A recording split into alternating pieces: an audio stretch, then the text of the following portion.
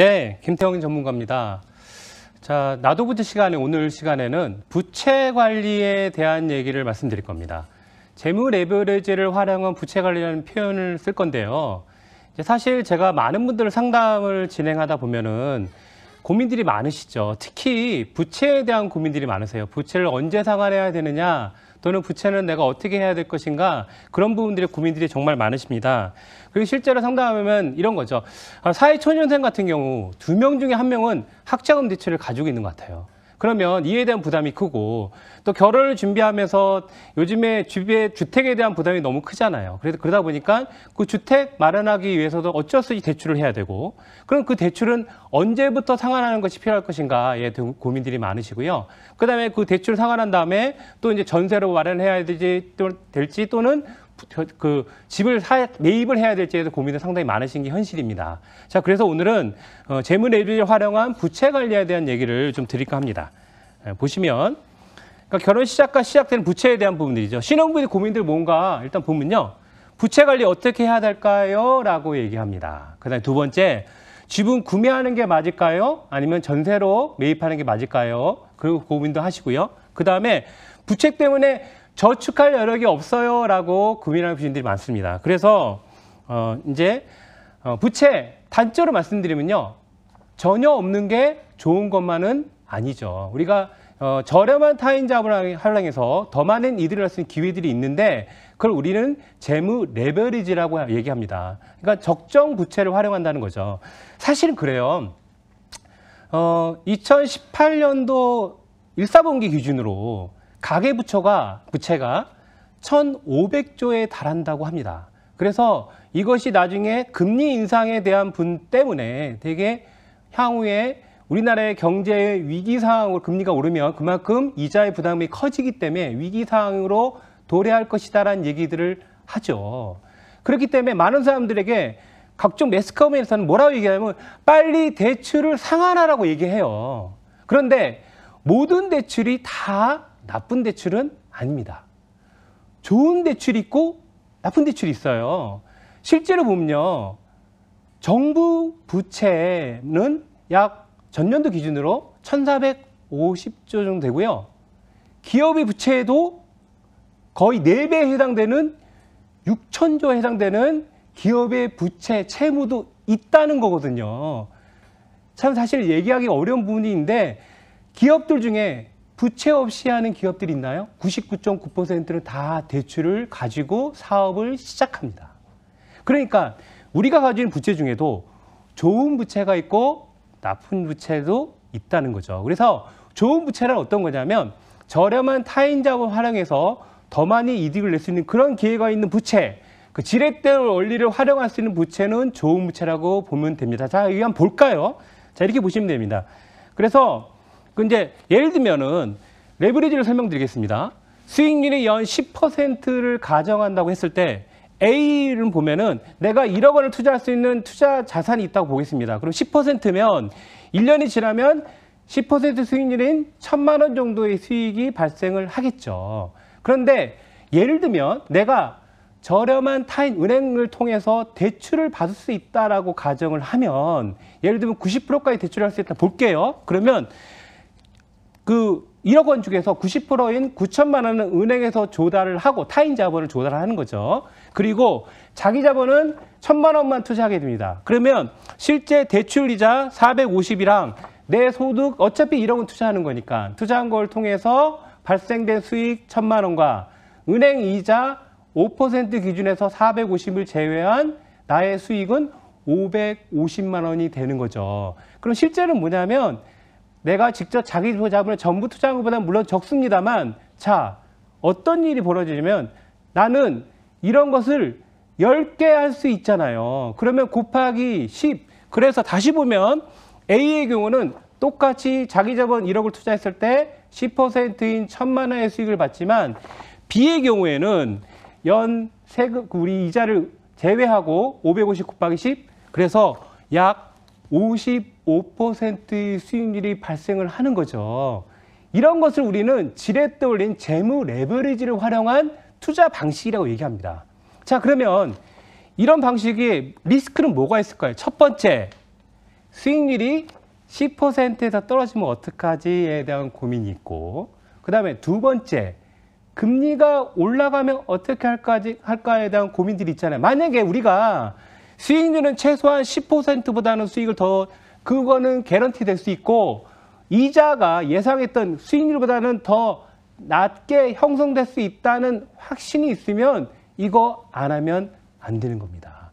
모든 기업들은 이와 같은 방식으로 투자를 지키고 원칙을 지키는데, 개인인 여러분들도 얼마든지 이런 걸 할 수 있다는 겁니다. 자, 제가 최근에 제 고객, 이제 신혼부부입니다. 예비 신혼부부인데 저를 상담을 진행을 했어요. 그래서 이제 두 부부가 이제 열심히 이제 예비 신혼부부죠. 열심히 돈을 모아둔 거, 부모님 좀 도움을 받은 거 약 1억 5천 정도를 돈을 모아서, 자, 저한테 이런 질문을 합니다. 제가 이제 결혼 준비를 하는데 집을 어떻게 하면 좋을까요?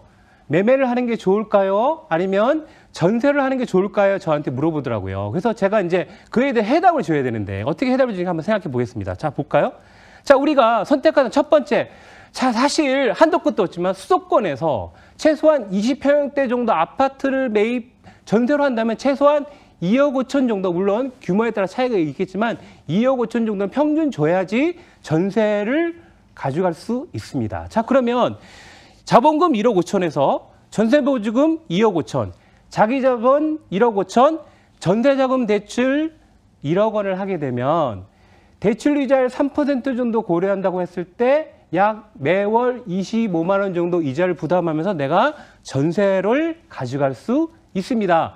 요즘 맞벌이를 많이 하니까 두 분 소득 약 400에서 500 정도, 그분 소득은 450 정도 됐습니다. 그 기준에서 본다면 25만 원 정도 이자 부담하는 거 그렇게 어렵지 않습니다. 다만 고민되는 거죠. 그러면 이 전세자금 대출 받은 거 1억 원은 언제 상환할까? 자, 그러면 많은 경우에 이렇게 생각을 하죠. 두 분 중에 한 분 소득은 저축을 하고 생활비 쓰겠다. 그러면 약 200만 원 정도 저축할 것인가? 아니면 대출 상환할 것인가? 200만 원 정도 대출 상환하면 1년에 2,400 원금 기준으로 봤을 때 5년은 걸려야지 1억 원을 상환할 수 있는 거죠. 자, 그런데 전세의 문제는 뭔가요? 일단은 그 돈이 묶입니다. 2억 5천으로 전세를 갔는데 집값은 계속 오르는 거예요. 또 2년이 지났더니 집주인이 전세자금 올려달래요. 그러니까 열심히 모았다가 다시 또 전세자금 올려주고 이런 일을 계속 반복하게 되는 거죠. 자, 그래서 야, 전세는 안 되겠어. 집을 사야겠어. 라고 생각해서 다음 같은 선택할 수 있죠. 자, 자본금 1억 5천에 아파트, 뭐 작은 평수 수도권에 있는 거 20평대 아파트 3억 5천에 매입했다고 보고, 자기 자본 1억 5천이니까 주택담보대출 2억 원을 받게 되죠. 이자만 넣고 보면은 3% 기준으로 50만 원 정도 상환해야 되고요. 원리금 균등분할을 상환해야 되거든요. 그렇기 때문에 약 84만 원 정도를 상환하셔야 됩니다. 그러면 이거 이제 30년 분할 상환으로 하는 기준에서 3% 기준으로 예상해서 이제 계산해 놓은 건데, 자, 일단은 앞에 전세보다는 이자 원리금 부담이 훨씬 더 커졌죠. 그리고 나중에 여기서 상환한다고 하더라도 200만 원 중에서 저축할 수 있는 여력이 120만 원 정도밖에 줄어들기 때문에 다른 데서 투자해서 올 수 있는 기회비용이 그만큼 상실한 상황으로 가는 거잖아요. 그리고 고민이 뭡니까? 집값이 최소한 금융비용을 커버할 수 있는 정도 수준으로만 올라가면 괜찮을 텐데 혹시 집값이 떨어지면 어떡하지라고 고민을 하게 되는 거죠. 자, 그러니까 뭡니까? 전세를 하자니 묶이는 부분이 어렵고, 집을 매입하자니 더 많은 비용을 부담해야 대한 부담이 있고, 이러지도 못하고 저러지도 못하는 것 때문에 고민이 많은 분들이 실제로 정말 많고요. 이것 때문에 많은 분들이 저랑 상담을 진행을 하고 있습니다. 자, 그리고 아까도 말씀드렸던 것처럼 대출 상환에 대한 부분이죠. 자, 전세를 시작해서 예를 들면 5년 동안 대출을 상환했다고 칠게요. 그 다음에 다시 이제 야, 이제는 집을 사야겠어 라고 해서 1억 원을 다 상환했다 칠게요. 그러면 그 다음에 이제 매매를 하려면 아까보다 1억 대출 또 받으셔야 되죠. 자, 그 1억 대출 또 받았다고 쳐볼게요. 그러면 그것도 상환하는데 또 4, 5년 걸립니다. 근데 20평 갖고는 너무 적어요. 아이 한 둘 키우려면 최소한 30평대 가려면 현재 기준으로 봤을 때 수도권의 30평 아파트 정도 가려면 최소한 5억에서 6억 줘야 됩니다. 그러면 20평 아파트 대출 다 상환하고 또 2억 정도 대출 또 받으셔야 돼요. 그러면 대출 받고 또 상환한다고 쳐볼게요. 그러면 한 10년이 더 소요됩니다. 뭡니까? 20여 년 동안 대출 상환에 올인을 하고 남는 것은 집 하나 남는 겁니다. 그리고 맞벌이에서 아이를 키우는 과정 중에 경우의 수에 따라 많은 경우가 초등학교 들어가면 엄마가 직장을 그만둘 수밖에 없는 상황들이 도래하는 것이 일반적입니다. 자, 이런 상황들이 계속 발생하기 때문에 자, 그럼 어떻게 하는 거냐? 자, 다음과 같이 진행하는 겁니다.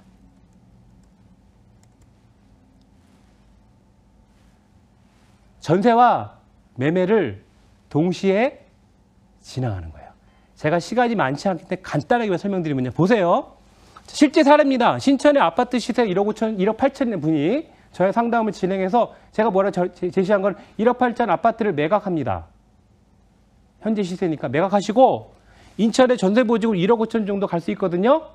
둘이 사는 거니까 굳이 넓은 데 갈 필요 없습니다. 둘만 사는데 20평, 30평이 뭐라니까 10평이면 어떻습니까? 자, 자기 자금은 3천만 원 하고 전세자금 대출 1억 2천을 합니다.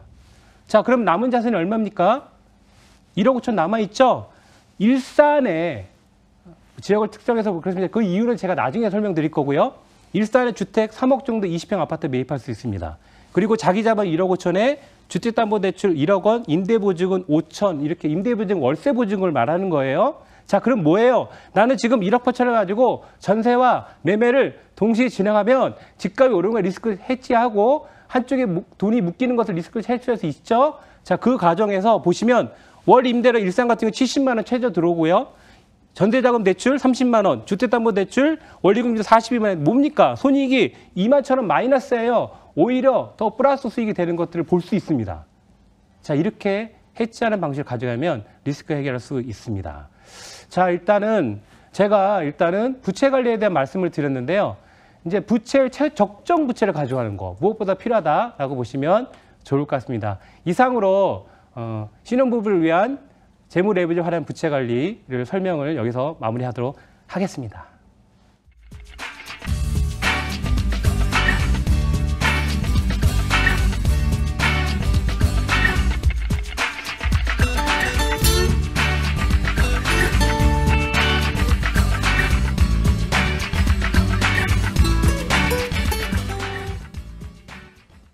네, 오늘 내 돈을 부탁해 김태형 전문가와 함께 재무 레버리지를 활용한 투자 방식에 대해서 알아봤습니다. 저희 이렇게 오늘 나도 보자 윤창원 그리고 김태형 전문가 두 분과 알찬 한 시간 함께 했는데요. 두 분 전문가님들 오늘 수고하셨습니다. 감사합니다. 감사합니다. 네, 100세 시대 부자 되기 프로젝트 머니토크쇼 나도 보자 저희가 준비한 시간은 여기까지입니다. 저희는 다음 주 월요일 6시 30분 이 시간에 다시 찾아뵙도록 하겠습니다. 네, 시청해주신 여러분 고맙습니다.